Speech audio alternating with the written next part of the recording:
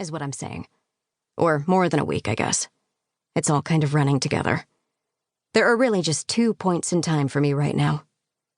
Before Coy died, and after. There's this itching deep inside my muscles.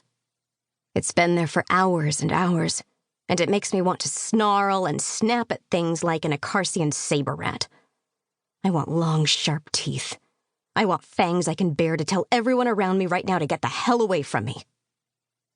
Instead, I'm on a spaceport called PAL. Its official name is Palaxindrome Daxardian, but pretty much no one wants to say that more than once, so everyone just calls it PAL. As in buddy, as in friend, as in I'll bump into someone and they'll apologize to me. It's that kind of place. Which doesn't really sound like something to complain about, except that my head right now is filled with this primal, from-the-gut screaming, and all the politeness around me just makes it louder. I'm too aware of the anger radiating off my skin. Is there a spaceport somewhere where no one talks and everyone gets around by shoving and using their elbows? Maybe that's the place I should have gone to. I didn't choose PAL, though.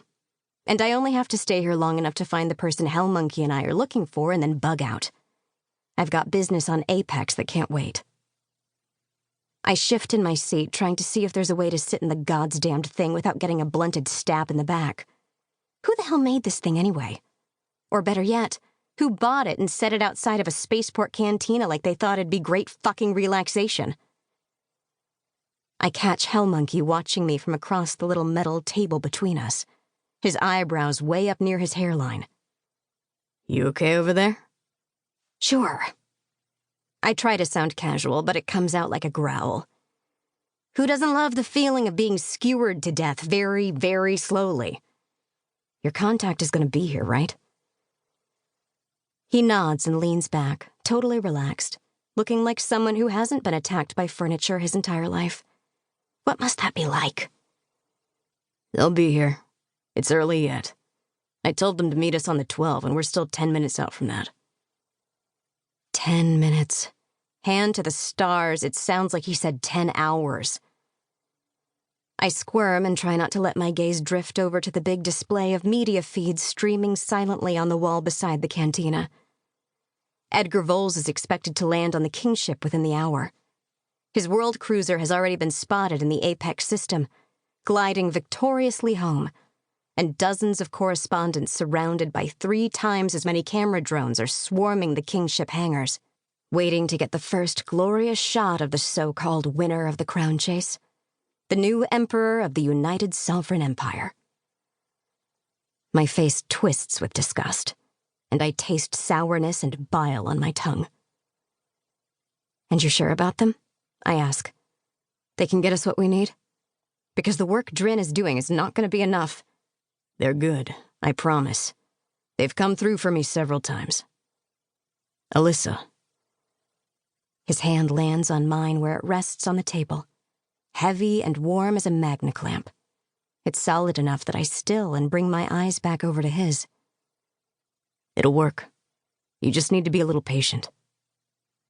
I turn my hand underneath his so we're palm to palm and my fingertips curl against the underside of his wrist. Me? Patient? You must be new here.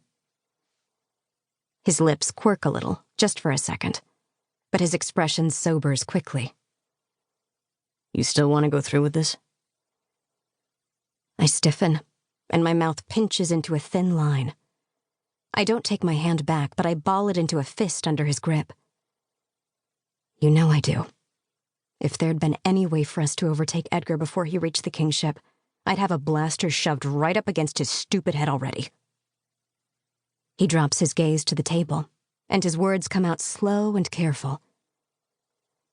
Don't get me wrong. It's not like I don't think he deserves it. Good, because he definitely does. And you know how I feel about the Voles family. A bunch of manipulative shitheels, the whole lot of them. But whether this plan is the plan, though? Nuh-uh. It's the only plan. I scoop my hand out and over his, squeezing my fingers tight around his knuckles. He doesn't get to keep the throne. He doesn't get to play emperor. He doesn't get to sit up there on high and make decisions.